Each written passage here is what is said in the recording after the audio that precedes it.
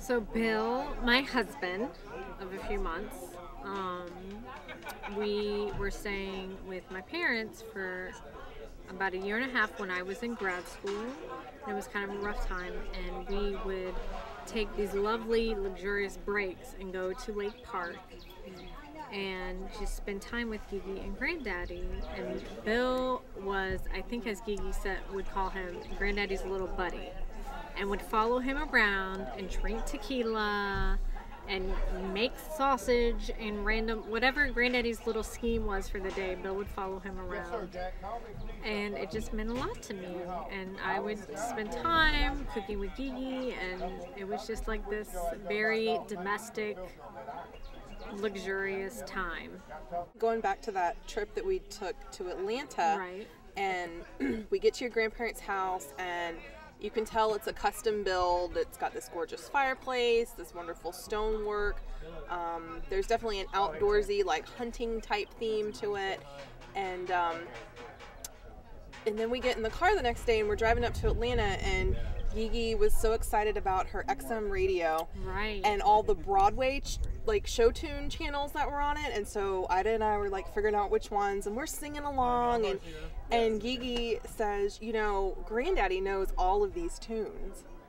And I was just so surprised that we had this like Renaissance man that could enjoy good whiskey, tequila, being outside, skeet shooting, and could sing Broadway show tunes. When you spend the night at his house and you'd wake up, you would be sleeping, and early in the morning he would just start yelling or singing or something to make sure everyone in the house could hear him and wake up.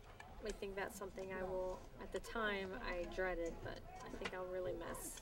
From what I hear, his mom was like Auntie Mame, like very much, she knows what I'm talking about. Very much just full of herself, very worldly, very extroverted. She had several romantic relationships. I mean, I believe it was a lot of turmoil for Granddaddy when he was young, but she had a entertaining kind of air to her.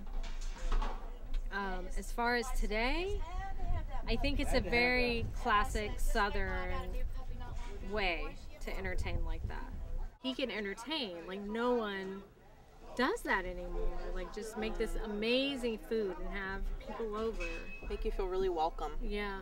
When Granddaddy and Gigi moved in, they had this huge party, and he made, and I've heard this several times now since Mom told me about this party, Gigi told me, I guess it was this infamous party, but he made this huge pot of crawfish, and apparently he cooked a big pot of black beans for like 24 hours, and Tanya was telling us. She was going on and on about these beans. These black She's beans. like, it was just beans, but it wasn't just beans.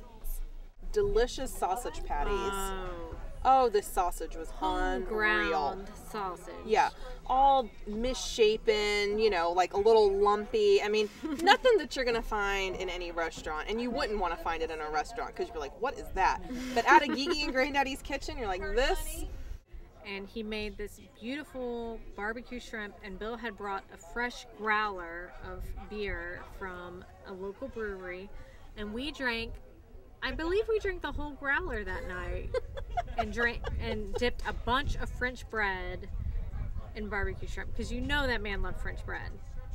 I think that's where how she raised us. I mean, we always had people over, and anytime we had a party, it was like way too much food. I remember like leaving that like college, and you're like, oh, people have like some cheese or something. I'm like, what happened? Like, what happened to all the like Low Country Boil and tons of beer and what, you know, the stiff drinks? I mean, where is all this? Oh, my wedding would not have turned out how it was if it wasn't for Granddaddy. I mean, so many of his influences were in it. If it wasn't the alcohol or the music or the place or the food, I mean, I don't think I realized till an adult how much he influenced my life. I mean, it was just kind of the undertones, because so much we got it from Mom, who got it from him, and it was just there all the time.